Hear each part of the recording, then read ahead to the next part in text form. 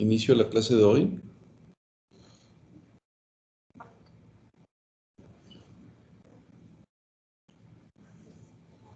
Faltan muchos por sumarse.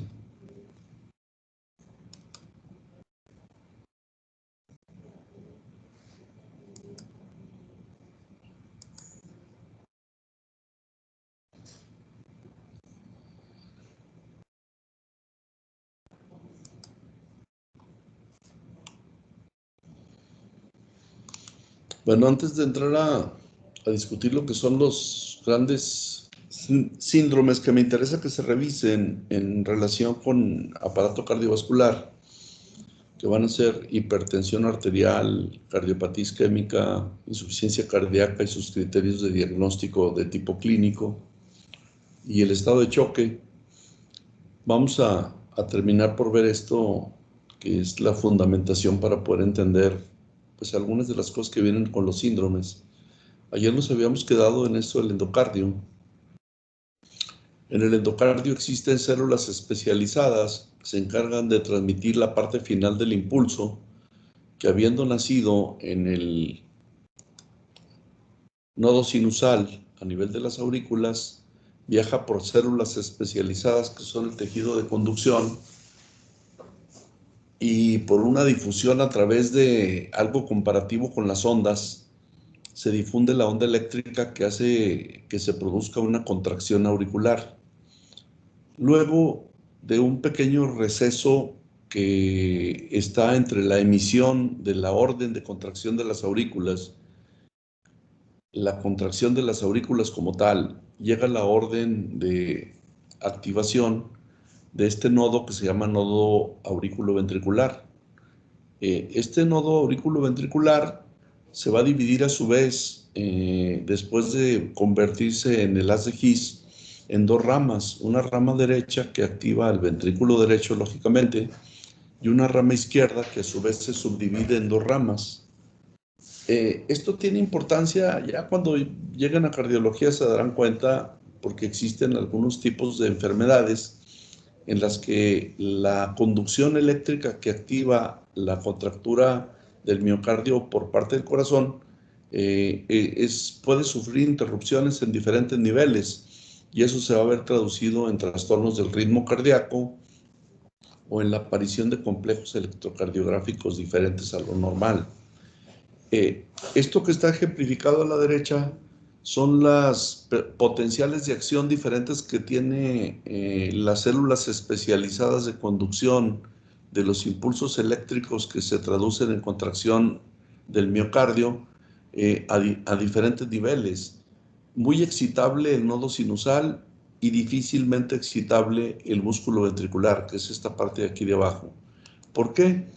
Porque el músculo ventricular va a tener un periodo de inactividad eléctrica más grande, que es en esta parte, en donde para poder volverse a estimular y contraerse, se necesita un estímulo muy intenso que provoque una nueva contracción antes de que el músculo se recupere y esté listo para una nueva contracción normal.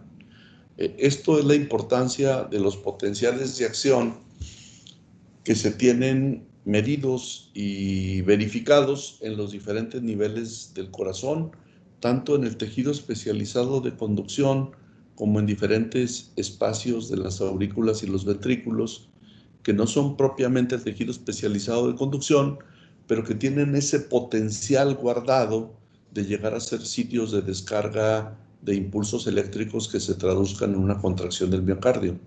O sea, todo el corazón potencialmente puede ser un sitio de descarga de impulsos eléctricos traducidos en una contracción cardíaca, pero existe tejido especializado que es el que en forma natural y sana permite la difusión de esos impulsos eléctricos. ¿Hasta aquí alguna pregunta?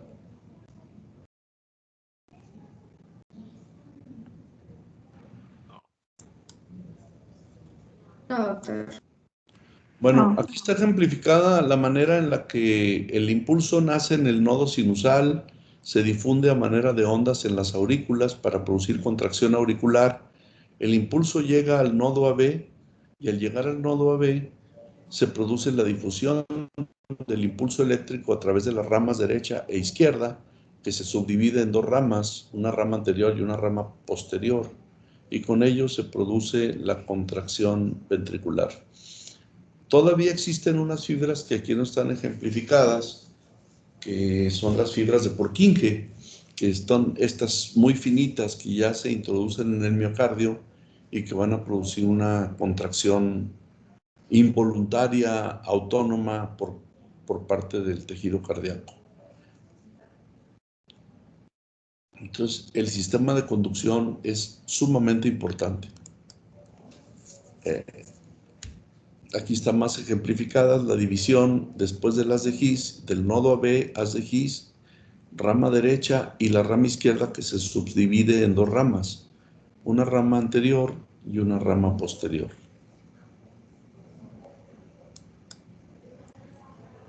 Bueno, el sistema pues, de conducción del corazón, ya lo explicamos antes, va a tener diferentes potenciales de acción que explicará que a nivel de las aurículas, como lo comenté ayer, el potencial de acción es muy lábil y muy fácilmente estimulable. Eso es lo que hace que la mayor parte de las arritmias o problemas de contracción del músculo cardíaco fuera de lo normal se provoquen en forma rápida a nivel de las aurículas por este tipo de potencial de acción que es muy breve y que necesita un estímulo muy chiquito para estimular de nuevo la aurícula a contraerse, en comparación con lo que ocurre a nivel del ventrículo, que si se fijan tiene un periodo de latencia más largo, que es este,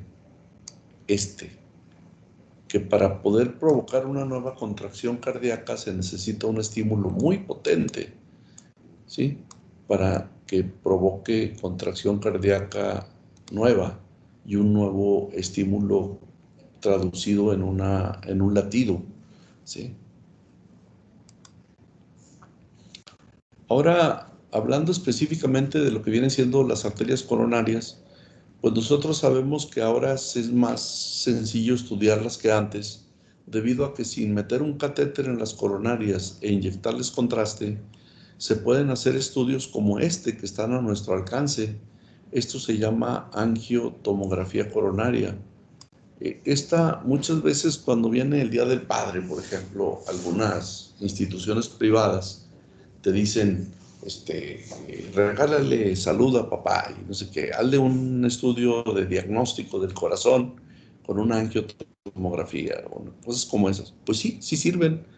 Un estudio de angiotomografía, por ejemplo, aquí se ve la salida de las ramas de las coronarias a partir de la aorta, ¿sí? Aquí, en este punto, por encima de las valvas aórticas, y eso permite el llenado en diástole de las coronarias. Con estos estudios de angiotomografía se hace una reconstrucción digital y se aprecia si existe alguna zona bloqueada al flujo de la sangre en el corazón y permite, cuando es un corazón normal y unas arterias normales, pues permite visualizar la permeabilidad de las arterias coronarias. Esto es un auxiliar de diagnóstico que en forma oportuna nos puede decir qué personas tienen el riesgo de que se tape una arteria a corto plazo. Pues es un estudio importantísimo que nos permite la visualización no invasiva, inyectando en contraste endovenoso de las arterias coronarias. Aquí está lo que se ve en un cateterismo. Esto es distinto. Aquí sí le meten un catéter al paciente a través de una arteria del brazo o la femoral, y meten un catéter, lo hacen llegar hasta el punto de nacimiento de las coronarias. Adelante. Sí.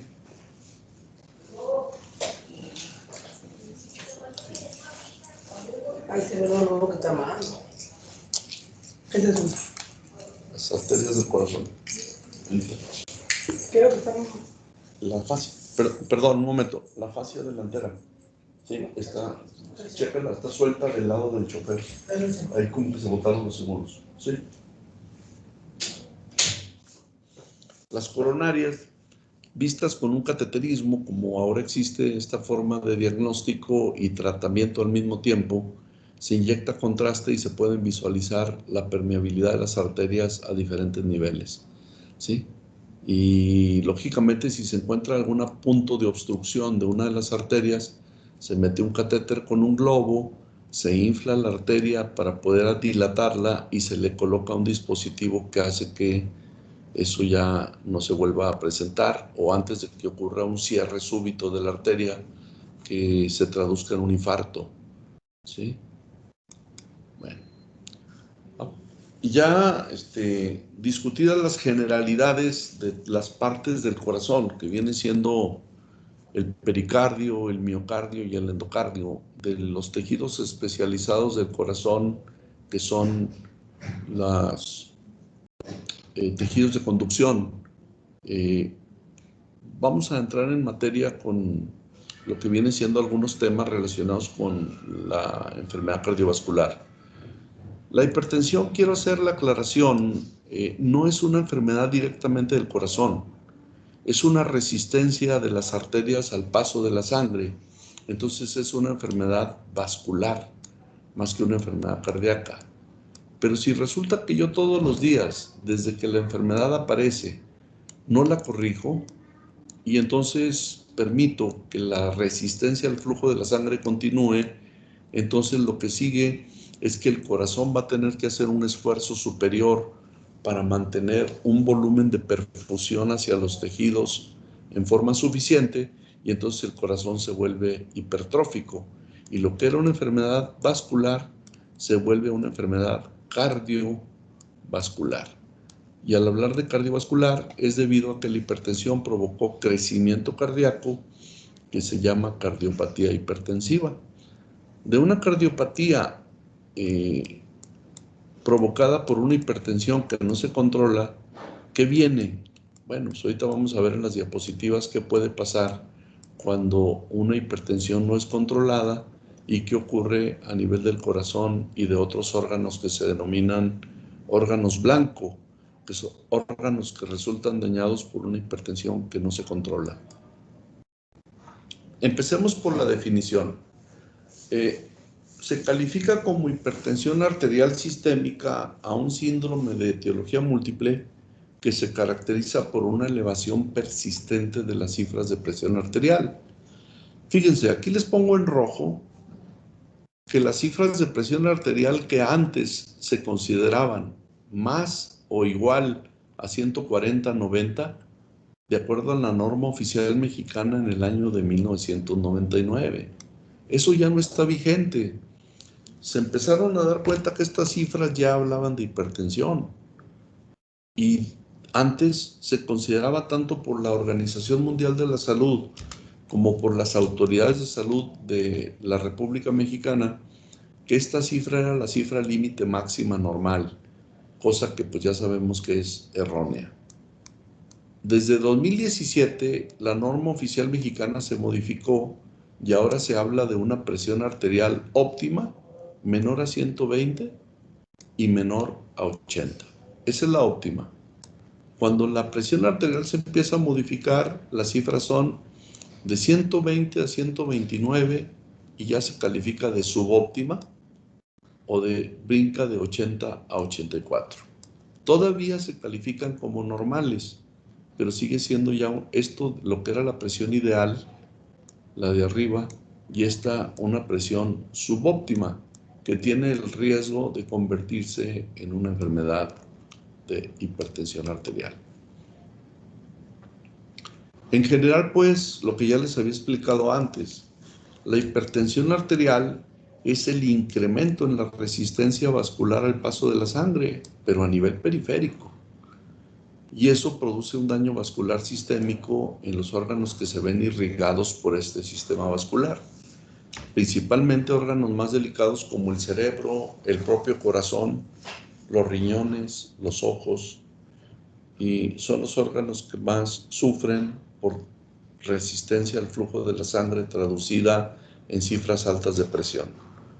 Entonces, las cifras con las que nos vamos a quedar para fines de calificativo es que todos debiéramos andar por debajo de 120, por debajo de 80, la sistólica y la diastólica, y que aquel que se pase de 120 y no rebase 129 o aquel que se pase de 80 y no rebase 84 o 85, se considera que ya está en un valor subóptimo.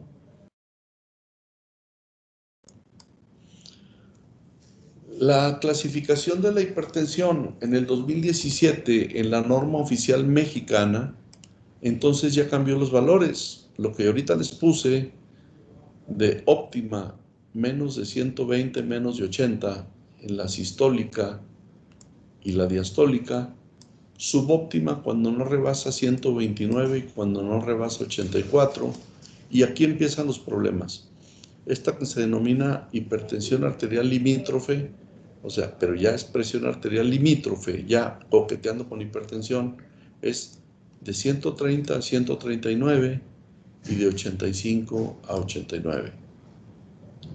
Hablar francamente de hipertensión grado 1 es cuando los valores están entre 140 y 159 de sistólica y entre 90 y 99 de diastólica. Brinca en su categoría a hipertensión grado 2 cuando las cifras están entre 160 y 179 de sistólica y de 100 a 109 de diastólica. Y esto, que antes no lo consideraban en Estados Unidos por la Asociación Americana del Corazón, American Heart Association, ¿sí?, lo promovieron mucho los europeos, y la Sociedad Europea de Cardiología hablaba de una tercera clase, que era la hipertensión grado 3. Esta hipertensión grado 3 ya habla que la presión sistólica está en 180 o más y la presión diastólica en 110 o mayor. Ya los americanos la adoptaron, y básicamente estos 3 grados de hipertensión que ya hemos descrito ahorita en cifras son los que internacionalmente se consideran valores francamente anómalos. Ahora, entonces, si estos son los malos de aquí para abajo, ¿por qué citamos los que están arriba? Bueno, pues porque hasta aquí, a este nivel, podemos intervenir para que la enfermedad se retrase con cambio de los hábitos en el paciente. Evitar el consumo excesivo de sal, evitar fumar, mantener el peso ideal, y cuando haya sobrepeso tratar de bajar el 10% del peso que se tiene en ese momento, consumo moderado de alcohol, activación física. Todos esos factores se deben aplicar de preferencia aquí, ¿sí?, aquí, para tratar de que la enfermedad progrese. Cuando es inevitable que la enfermedad progrese y se declare un estado franco de hipertensión, pues bueno, entonces pues ya se empezarán la aplicación de medidas farmacológicas, que son los tratamientos médicos contra la hipertensión. Hasta ahorita, si se fijan, no hemos hablado más que la hipertensión, en más del 90% de los casos, es una hipertensión que se denomina hipertensión arterial esencial. Es decir, no tiene una causa única, definida. Entre el 5 y el 10% de los casos ya entran en otra cosa que se denomina hipertensión arterial secundaria, pero ahorita vamos a mencionar algunas cosas. Bueno, ¿cuál es la importancia epidemiológica de que ustedes aprendan a detectar la hipertensión? Toda persona que ya se califique como hipertensa, la pura hipertensión se califica o es considerada como un predictor de morbimortalidad. ¿A qué se refiere con lo de predictor? El que ya es hipertenso tiene más riesgo de desarrollar enfermedad cerebrovascular, infarto agudo del miocardio, insuficiencia cardíaca, enfermedad arterial periférica o insuficiencia renal. Cuando ya vayan ustedes a los hospitales, que ojalá sea ya en su próximo ciclo escolar, se van a dar cuenta que los hospitales están saturados, tanto las unidades médicas públicas como las privadas, de pacientes con insuficiencia renal. La principal causa de la insuficiencia renal la diabetes. Pero la segunda causa, esta es la número 1. La segunda causa es la hipertensión arterial. Y luego pues hay otras causas más. Riñón poliquístico, infecciones repetidas, riñón único, riñón en herradura, pero esas son raras. Pero hay pacientes que parece que se sacan la lotería y lamentablemente sufren las dos enfermedades a la vez, diabetes con hipertensión. Entonces están juntando las dos primeras causas que van a atacar una de las enfermedades que ahora son un lastre para la humanidad, ¿no? Que es la enfermedad renal, que obliga a una serie de gastos altísimos por los sistemas de salud, debido a que el paciente que entra en insuficiencia renal debe ser mantenido con un tratamiento que sustituya la función del riñón, que es la diálisis peritoneal o la hemodiálisis. Y lamentablemente la evolución de los sistemas de salud no va parejo que las necesidades de salud de la población y el incremento de la sobrevida, que permite que todas estas enfermedades que estuvimos tachando aquí, asociadas a la hipertensión, se presenten con más frecuencia y sean un problema de gravedad creciente, de frecuencia creciente, que va a culminar en incapacidad y en dependencia económica de parte de una persona por el gobierno federal, los sistemas de salud, los sistemas de pensiones, etc. Esa es la importancia epidemiológica de una enfermedad, que en este caso de la que estamos hablando es de la hipertensión arterial, que por sí sola pues es causal de todo esto, ¿sí? Pero si se asocia con diabetes, pues peor. ¿Cómo se diagnostica pues la hipertensión arterial? Hasta ahorita hemos hablado de las cifras anormales que ya se califican de hipertensión. Hablamos de la limítrofe, no más de 140, no más de 90, y luego de ahí para adelante, hipertensión clase 1, clase 2 y clase 3. Los datos que les di son los datos de la norma oficial mexicana. Más adelantito les voy a poner una tabla de la Sociedad Europea y la Sociedad Americana de Cardiología, que no coinciden del todo con la norma oficial mexicana, porque buscan ser más intensas, detectando las cifras anormales antes de que lleguen a estos valores, porque estos valores pues ya están hablando de que el paciente prácticamente es un hipertenso. Entonces, cuando un paciente vaya a una consulta médica de cualquier clase, estoy hablando particularmente de los adultos, que vayan al médico por faringitis, por infección de vías respiratorias bronquiales, por infecciones del tracto urinario, por descontrol de la glucosa, por problemas intestinales o colónicos o gástricos. Todo paciente que vaya por lo que sea a una consulta debe ser sometido a una toma de la presión arterial, porque es la única manera de escrutinio de detectar a tiempo a un paciente que cursa generalmente asintomático. Los norteamericanos describen a la hipertensión con algo que la define muy bien. Le llaman el asesino silencioso, debido a que muchos pacientes no saben que tienen hipertensión, y es hasta que acuden a una consulta por una razón X que se detectan cifras anormales que deben llamar la atención. Esto, cuando detectamos a tiempo a un paciente con hipertensión, permite que el médico y los sistemas de salud diseñen un plan estratégico de atención oportuna para evitar que la enfermedad se complique y que se llegue a todas estas complicaciones tardías de la hipertensión. Entonces, si nosotros a tiempo detectamos un paciente hipertenso y lo controlamos, pues tenemos más probabilidades de éxito y de retraso de las complicaciones, o de evitarlas incluso. Es preferible que las determinaciones de la presión en las unidades de salud se realicen por personal capacitado. Aquí dice personal de enfermería, pero yo digo que para saber mandar hay que saber hacer.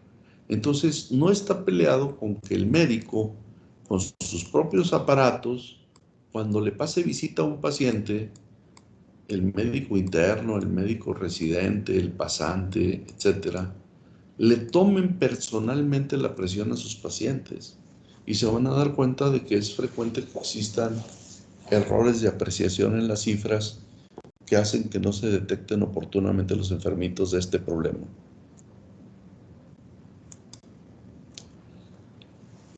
Una vez que ya confirmamos que el paciente tiene hipertensión arterial, vamos a ver en dónde entra. Si entre el 90 o 95% de los pacientes que no tienen una causa única y que se clasifican como hipertensión arterial esencial, ¿sí?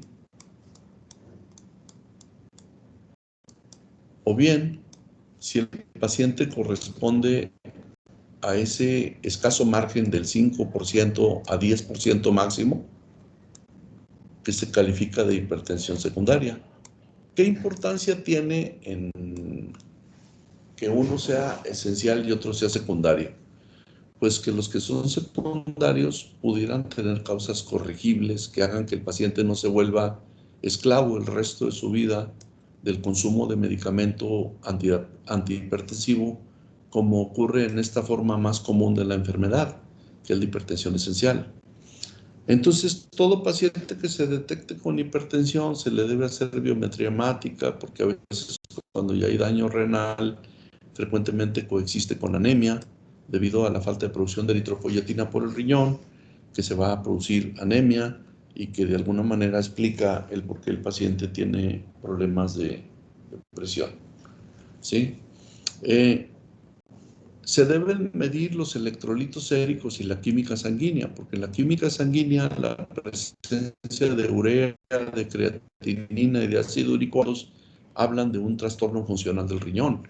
Y el riñón es el órgano principal por su producción del sistema renina, angiotensina, aldosterona, de sustancias vasopresoras en el cuerpo del ser humano, el órgano principal en la regulación de la presión.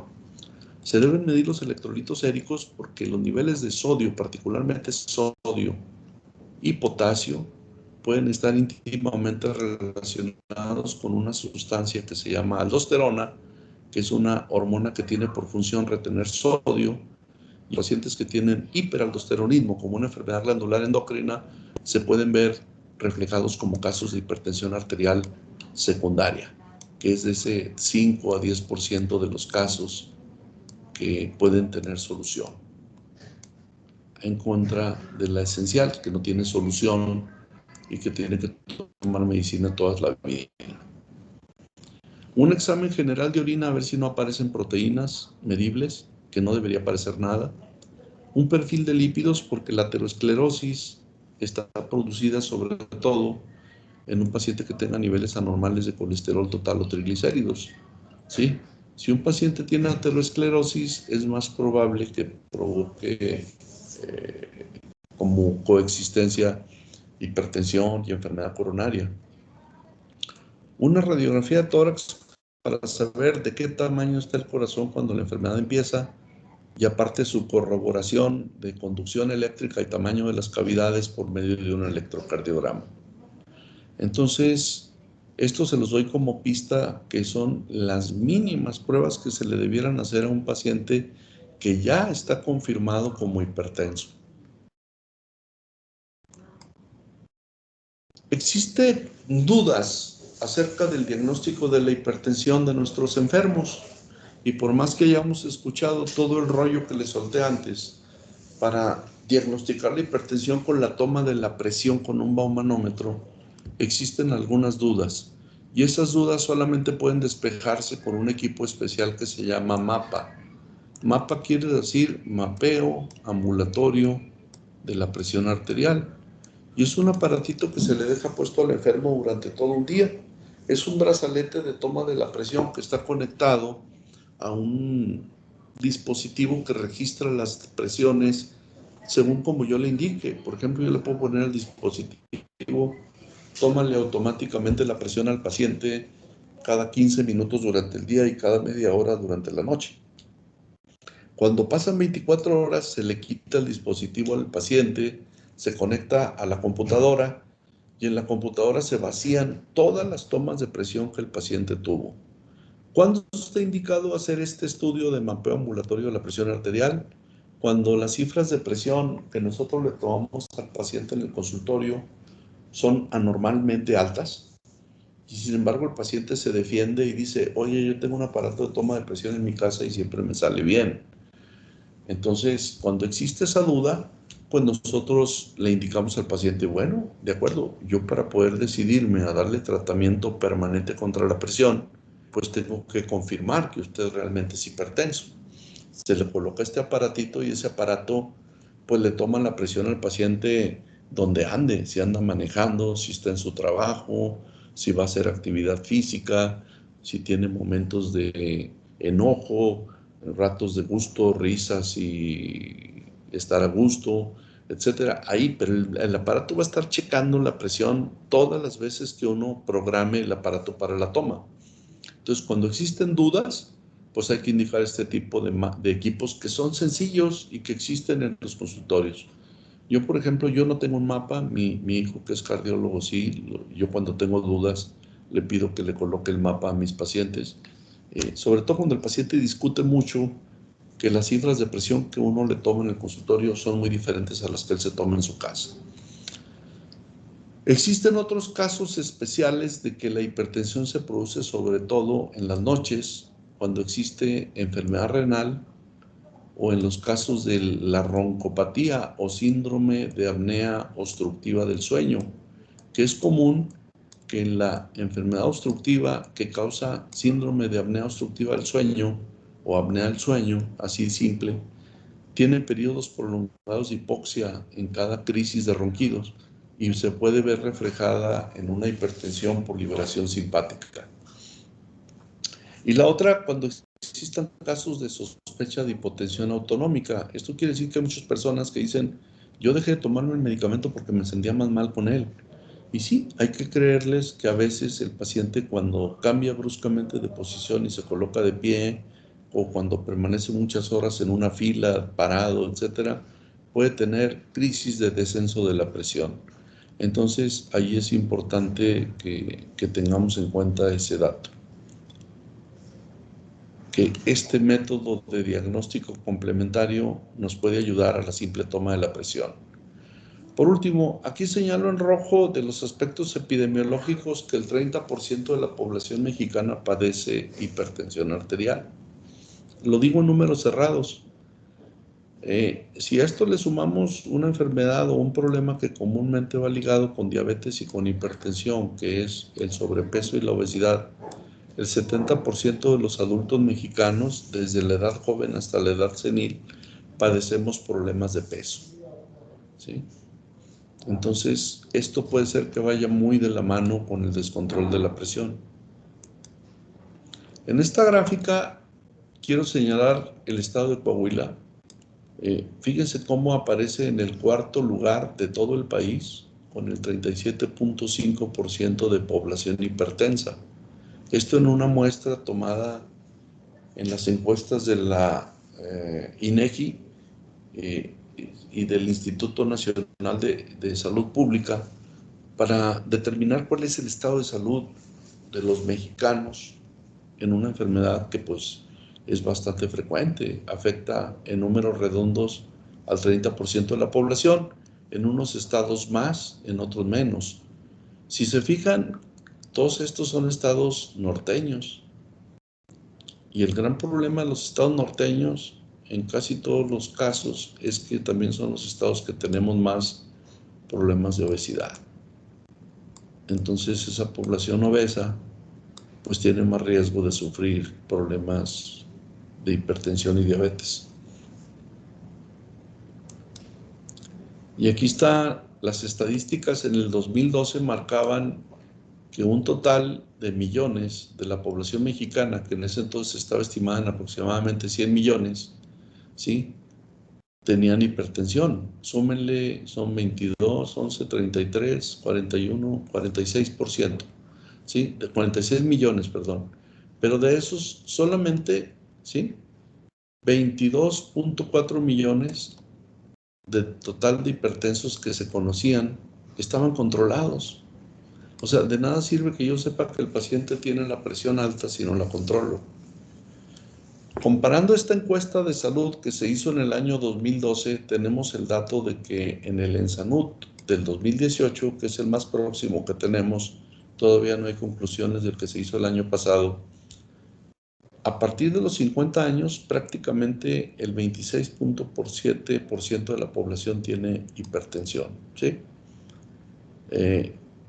Entonces, pues es un problema de salud pública muy importante y por eso yo le estoy dando énfasis en que aprendan a distinguirlo y a diagnosticarlo a tiempo.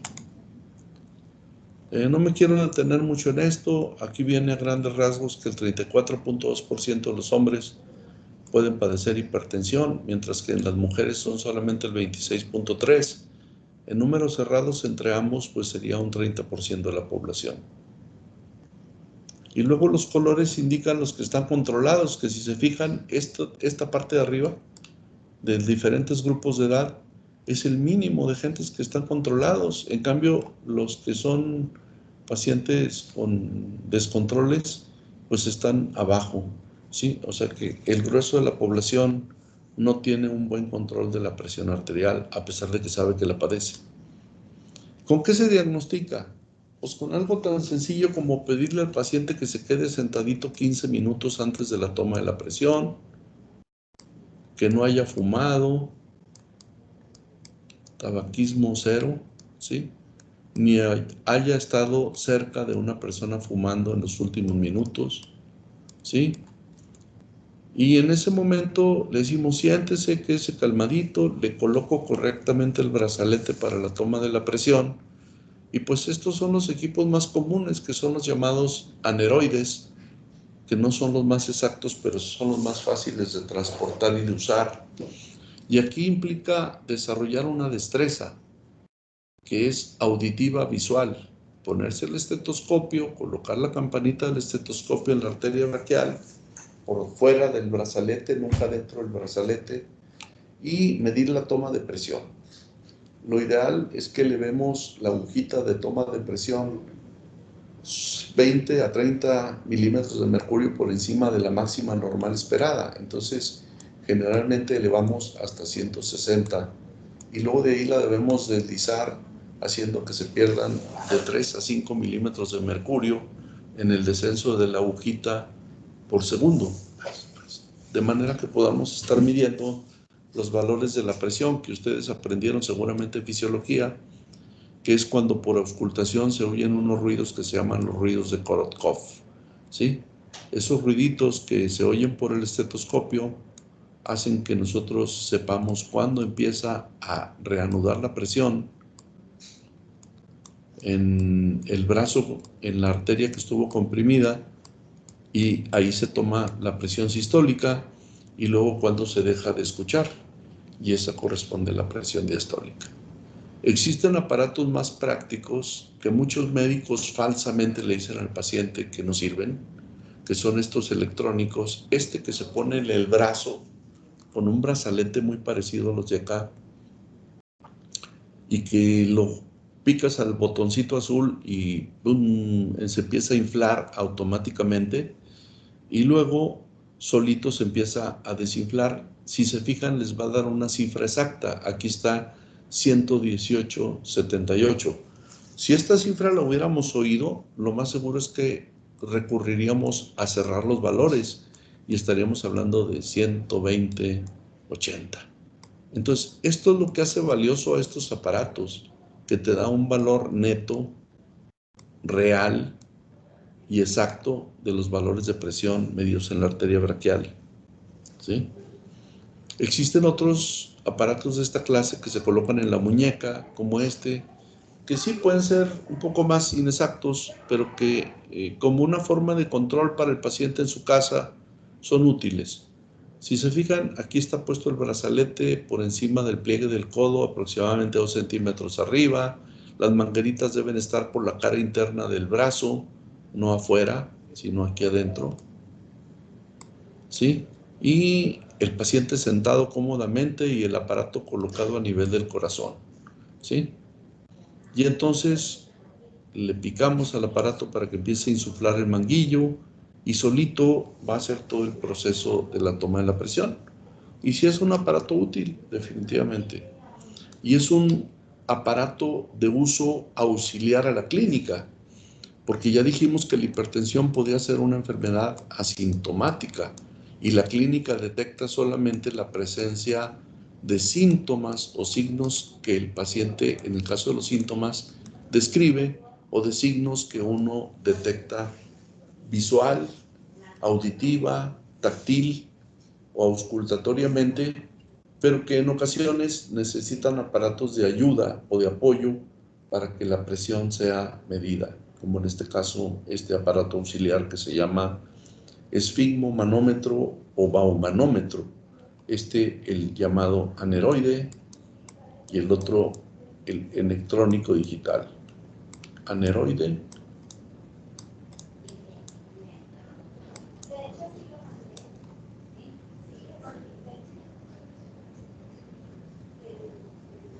muy bien. Esto se los pongo aquí que es más histórico que otra cosa. Eran los equipos que antes se usaban, que son de mercurio, mercurial. ¿Sí? Es una columna de mercurio que yo también la insuflo con el manguillo. El manguillo lo coloqué, perdón, con la bombita esta.